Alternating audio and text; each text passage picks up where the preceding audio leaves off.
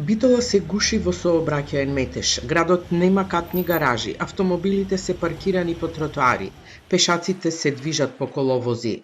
Врвиш ти овде, тој не застанува бе. Милициите стоја од страната таму кај банката и му велам, бе, видите што се случи овде, рекол. Ако не побегнеш назад брзо, рекол, ти ќе мавнеш во мене, не застанува. Вели, не мавна. Биди среќен, ми вели. А милиција? Треба да имаме казни. Само строги казни тоа може да не научи. Како можеме во странство да почитуваме све? Битолчани често се шегуваат дека во Битола има повеќе коли отколку луѓе, а зад оваа шега се крие сериозен проблем.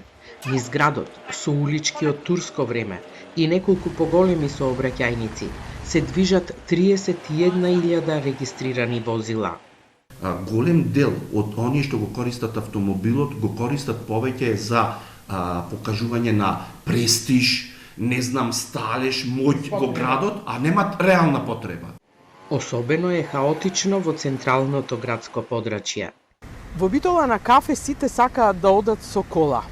Пристапните улици околу Широк сокак, каде се лоцирани најголем број од кафулињата, се блокирани од возила.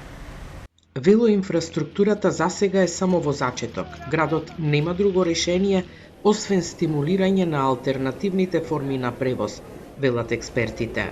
Мораме да обезбедиме услови и алтернативи. Значи, ние мора да работиме во делот на развој и промоција на велосипедскиот сообраќај, пешачкиот сообраќај, понатаму јавен сообраќај, јавен превоз треба квалитетен да понудиме на граѓаните, а после тоа втората фаза да пристапиме кон рестрикција на моторниот сообраќај, барем во централното градско јадро.